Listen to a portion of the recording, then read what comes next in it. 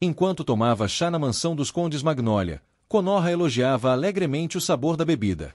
Quando Saul se ofereceu para servir mais, Guinford pediu que ele trouxesse o novo chá de ervas para Iana. Quando Conorra notou um pouco de creme no canto da boca dela e limpou com delicadeza, Iana ficou corada e emocionada, sentindo o coração derreter diante da bondade pura que representava sua heroína ideal.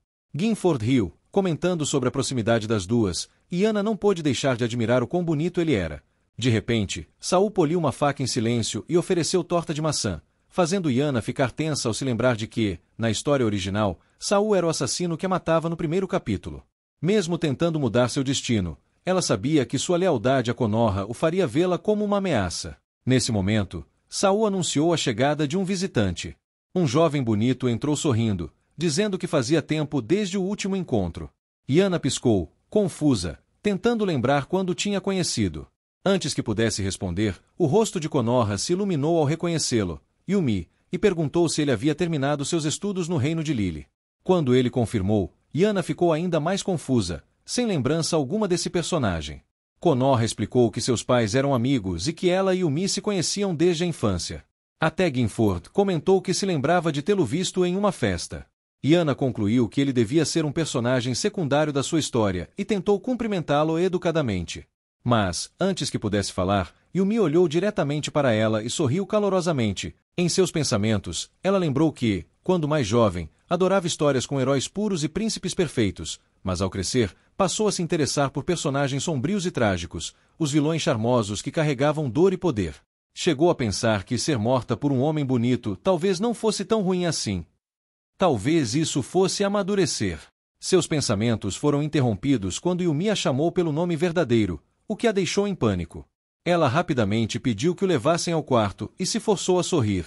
Em sua mente, lembrou que, na história original, Yumi era o homem que matava Conorra, buscando vingança pela morte de Iana. Se tudo se repetisse, ele tentaria assassinar Conorra, Saul suspeitaria de Iana e ela acabaria executada. Determinada a impedir isso, ela se ofereceu para cuidar de Yumi pessoalmente, fingindo querer ser gentil, mas na verdade para vigiá-lo. Sojinhos, ela pediu que ele não mencionasse ódio algum por Conorra, fingindo tê-la perdoado e até dizendo que a amava. Mas Yumi riu, revelando que ela mesma havia pedido a ele recentemente o manuscrito da História Sombria para encontrar uma maneira de matar Conorra. Nesse momento, Iana percebeu que ele era quem havia enviado o livro. Yumi então começou a descrever apaixonadamente a vilã que amava, dizendo que ela era como uma rainha do submundo, uma flor venenosa de beleza e poder. Envergonhada, Iana tentou detê-lo, mas ele continuou declarando seu amor eterno, dizendo que mesmo que o mundo a odiasse, ele sempre a amaria. Quando ela perguntou e se essa fora a verdadeira eu, ele ficou desesperado, dizendo que Conorra havia enfeitiçado e apagado sua memória. Vendo o desespero dele, Iana suspirou, percebendo que a imaginação de Yumi talvez fosse ainda mais exagerada do que a dela. Uma semana depois, ela ainda estava exausta, e Yumi continuava completamente obcecado, sem entender nada. Não importava o que ela fizesse, ele se recusava a acreditar nela. Nesse instante, Conorra apareceu, sua presença tão reconfortante de sempre, lembrando Iana de quanto calor sua irmã irradiava. Conorra comentou que Yumi provavelmente estava dormindo, já que ainda era cedo, e contou que tinha estado regando as flores de que tanto gostava.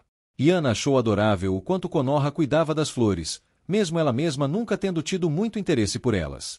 Vendo Iana preocupada, Conorra lembrou-a com delicadeza de que ela sempre poderia dividir suas angústias com ela, que faria qualquer coisa para ver Iana sorrir, e a convidou para tomar chá, para que pudessem passar tempo como verdadeiras irmãs.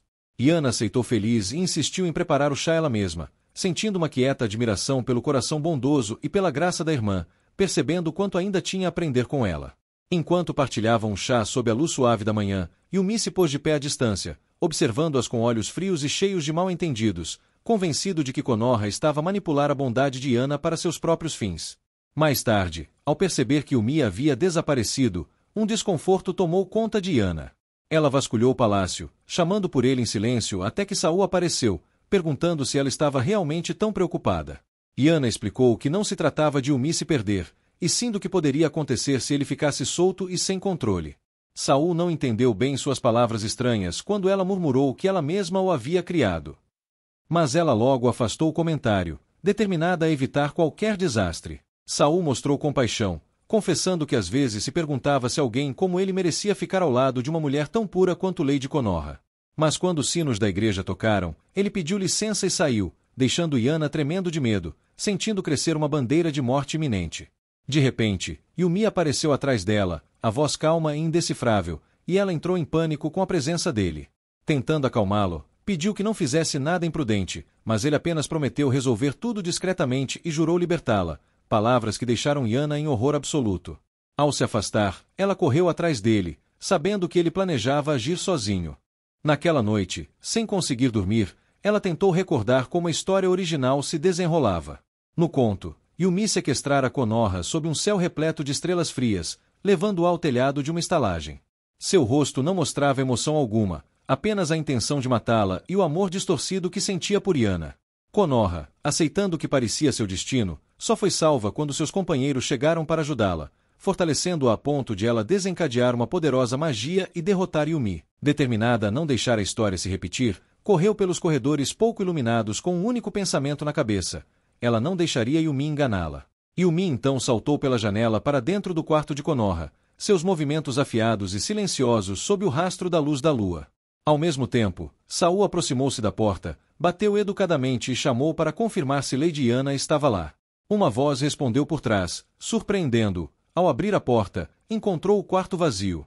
No telhado, Yumi agarrou Yana, confundindo-a com Konoha, e ergueu a espada para atacar, mas ela parou o golpe com rapidez, revelando sua verdadeira identidade. Chocado, Yumi exigiu saber por que ela estava protegendo Konoha, insistindo que Konoha a tratara com crueldade. Para ele, pequenos gestos, como o preparo do chá naquela manhã, eram sinais de opressão, cada um cortando o mais fundo. Percebendo o quão delirante ele se tornará, Yana tentou explicar que havia feito o chá por vontade própria, não por estar forçada. Mas, enquanto falava, sabia que palavras sozinhas não alcançariam. Sua obsessão havia distorcido tudo, e o verdadeiro inimigo não era Konoha, era a própria interpretação de Yumi. Yumi franziu o senho, com o tom cortante ao perguntar se ela se referia a Saul. Yana explicou apressadamente que Konoha sempre a tratara com bondade. De repente, Yana perdeu o equilíbrio e escorregou do parapeito do telhado, mergulhando pelo ar frio da noite, e Saul agiu, arrombando o telhado para agarrá-la no ar com precisão impecável. Seu braço forte a estabilizou num instante, e as palavras de preocupação dele só fizeram suas faces corarem mais, o coração bater acelerado com a proximidade. Do limite do telhado, Yumi gritou, determinado a alcançá-la ele mesmo.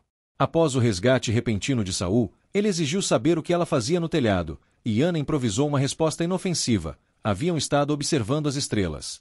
Saul, lembrando-se de seu pedido anterior, jurou que não ouvirá nada comprometedor, e um alívio a invadiu ao constatar que Konoha estava segura. Ao partir, a voz de Yumi ergueu-se em indignação diante da ideia dela se curvar a um criado. Ele se afastou, determinado a repreender o mordomo. Mas Yana agarrou seu braço e implorou que não fizesse uma cena, insistindo que qualquer atenção de Saul sobre ela selaria seu destino. O rosto de Yumi mudou da confusão para a certeza temerosa ao concluir que ela sofrerá, e que o criado devia ser punido. Embora murmurasse palavras sombrias sobre lidar com ele, acabou prometendo proteger.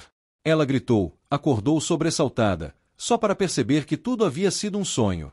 Saul entrou em seu quarto alarmado ao notar Yana pressionando o rosto contra o travesseiro. Nesse momento, Yumi irrompeu, tendo ouvido o grito, e avançou com tanta força que ela deslizou pelo chão.